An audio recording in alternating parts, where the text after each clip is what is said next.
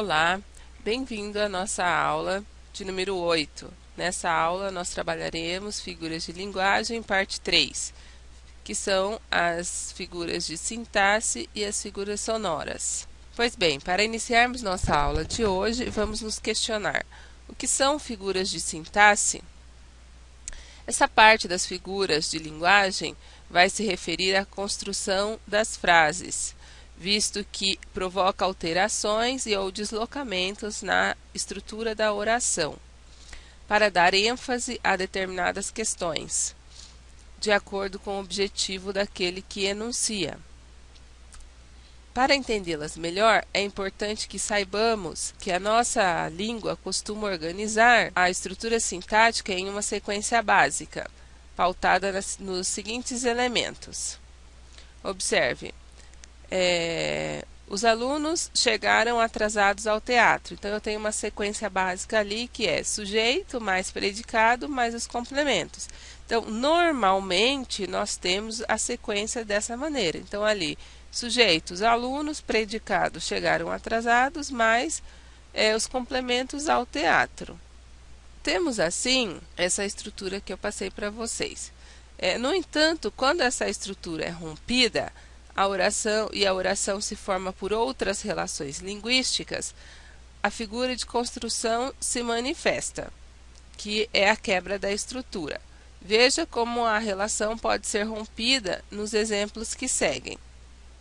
Chegaram atrasados ao teatro os alunos. Ao teatro, os alunos chegaram atrasados. Como esse recurso é utilizado de maneira intencional, ele é muito usado no discurso publicitário a fim de se alcançar jogos linguísticos e provocar humor, ironia, ambiguidade, entre outros.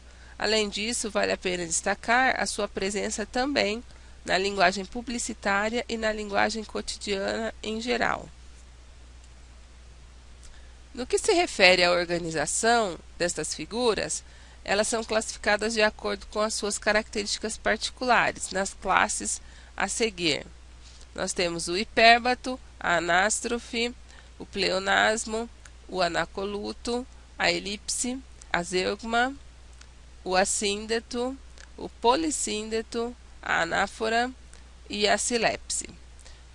No entanto, mais importante do que saber o nome dessas classes é que entendamos cada uma delas. Vamos lá, então, iniciando o nosso estudo pelo hipérbato. Também conhecido como inversão, ele se caracteriza pela própria inversão da ordem direta dos termos da oração. Observe como isso se efetiva no exemplo a seguir. Dança à noite o casal de apaixonados no clube.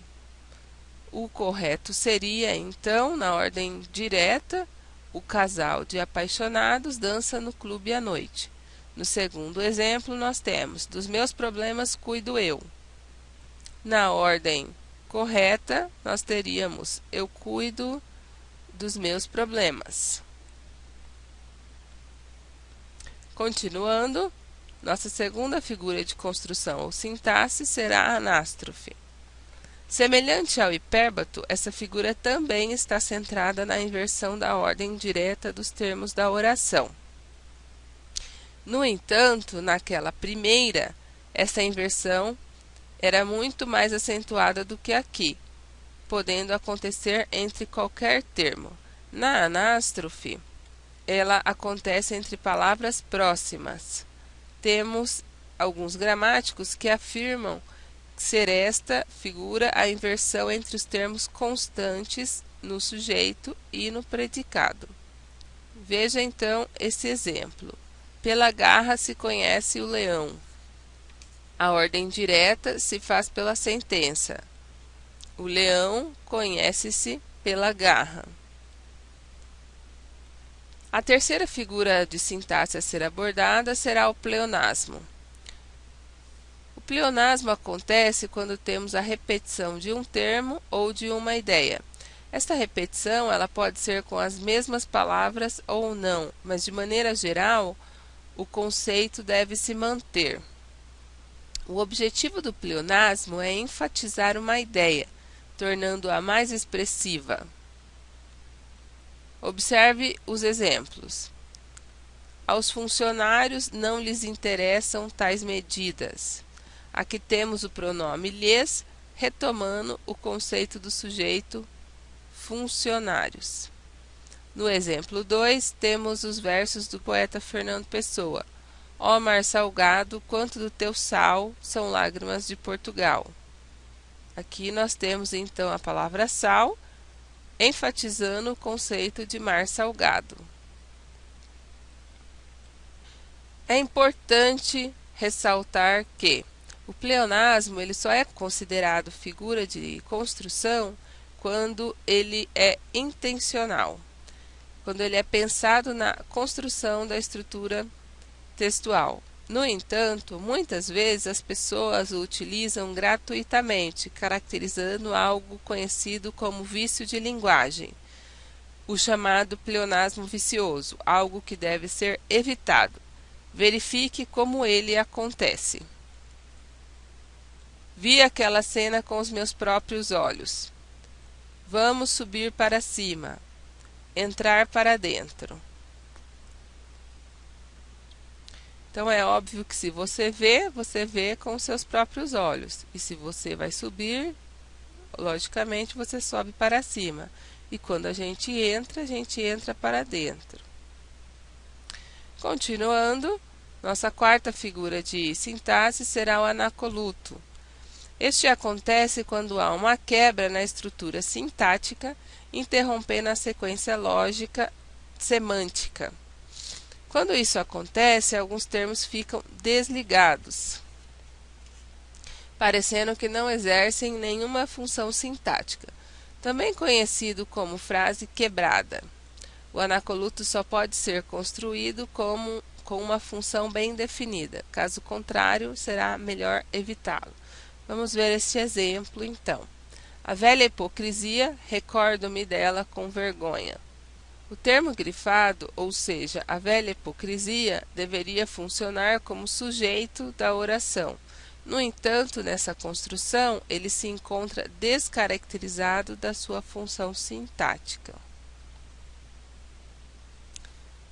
Continuando com as figuras de sintaxe, nosso próximo ponto de estudo será a elipse.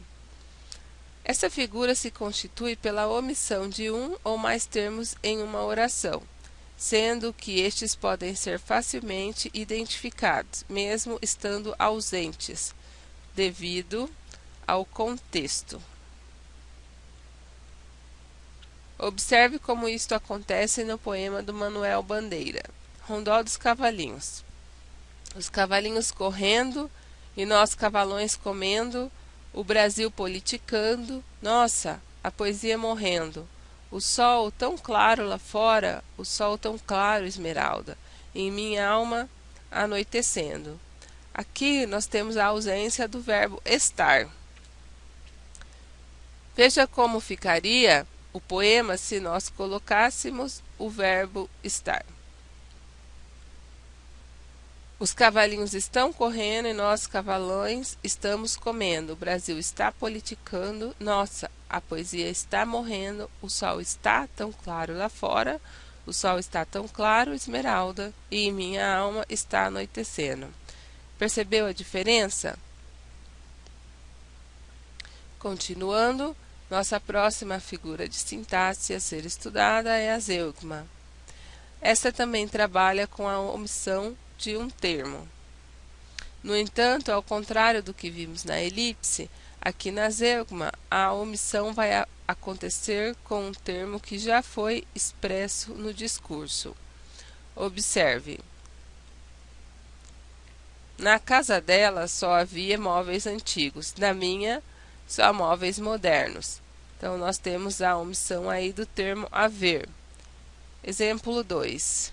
Ela gosta de natação, eu de vôlei. Aqui nós temos a supressão do termo gostar.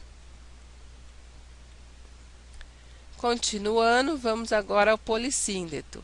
Essa figura ela se caracteriza pela repetição enfática dos conectivos, geralmente representado pela conjunção coordenada e.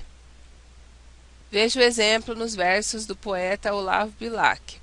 falta-lhe o solo aos pés, recua e corre, vacila e grita, luta e ensanguenta, e rola e tomba e se espedaça e morre. Continuando, nós temos aí o assíndeto. Essa, ao contrário do que nós vimos no polissíndeto, ela se caracteriza pela ausência do conectivo. Vamos observar como isso acontece nos exemplos, então. No primeiro exemplo, nós temos a célebre citação do Júlio César: vim, vi, venci.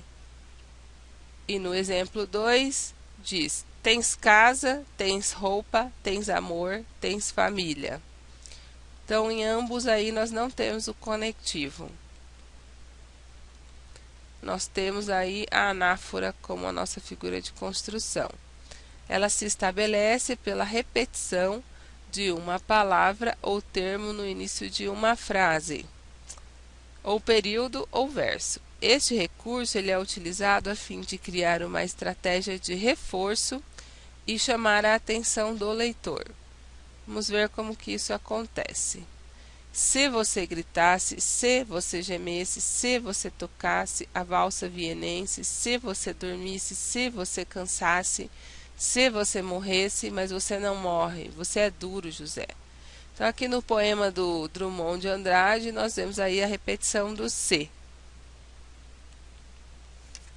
A silepse, nós temos então, para finalizar nosso tópico de figuras de sintaxe ou construção, ela é muito comum na literatura, assim como no cotidiano, e ela acontece quando nós realizamos a concordância da palavra que está no texto com outra que está implícita.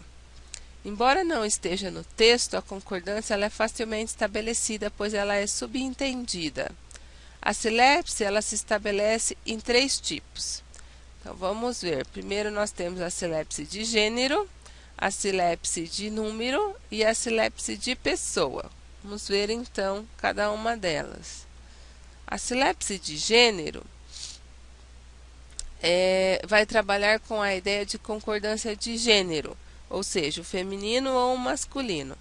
Um bom exemplo para trabalharmos é em relação aos pronomes de tratamento, que sempre devem concordar com a pessoa a quem nos referimos. Veja: Vossa Excelência parece preocupado hoje. Nesse caso, preocupado é um adjetivo masculino e está concordando com a pessoa a quem o estamos referindo. Nesse caso, essa pessoa está externa ao discurso e pode ser o prefeito, por exemplo. Ele não concorda com o termo Vossa Excelência. Exemplo 2. A bonita Porto Velho sofreu mais uma vez com o calor intenso. Então, neste exemplo, nós temos aí o adjetivo bonita, que não concorda com o termo Porto Velho, que é do gênero masculino, mas sim com a ideia de cidade, que é feminina. Continuando, nós temos então a silepse de número, que se estabelece quando a concordância se dá no campo do singular e do plural, sendo que na silepse de número o verbo da oração não concordará gramaticalmente com o sujeito da oração, mas com a ideia que está nela contida. Veja, como vai a galera? Estão bem? O povo foi à rua para as manifestações e gritavam muito alto. Então, nós temos aí uma palavra no singular, mas com ideia de plural. Continuando, nós temos então a silepse de pessoa. Para isso, relembremos que temos 3 pessoas gramaticais, a saber, a primeira, a segunda e a terceira. Nesta modalidade da silepse, a concordância se dará entre o verbo e a pessoa que está inserida no sujeito, ou seja, o escrito do texto se projeta no sujeito. Observe o exemplo: os professores somos desunidos em nossas lutas. Dizem que os cariocas somos poucos dados aos jardins públicos. Observe que os verbos aqui utilizados não concordam com os seus sujeitos, mas sim com a ideia que eles carregam. Então, agora que nós já aprendemos bastante sobre figuras de construção, vamos praticar um pouco. Nossa atividade já esteve presente em concursos da Fundação VUNESP. Ela nos faz a seguinte proposta. Na frase, o pessoal estão exagerando, me disse ontem um camelô, encontramos a figura de linguagem chamada. Alternativa A, silepse de pessoa. Alternativa B, elipse. C, anacoluto. D, hipérbole. E E, silepse de número. Pois bem, você já refletiu sobre a resposta? Já escolheu a melhor alternativa? Então vamos lá. A alternativa correta para a nossa questão é a letra E. Essa foi nossa 8ª aula. Nela falamos sobre figuras de linguagem, mais especificamente sobre as figuras de construção, também conhecidas como figuras de sintaxe, além das suas particularidades e construções no texto. Até a próxima aula.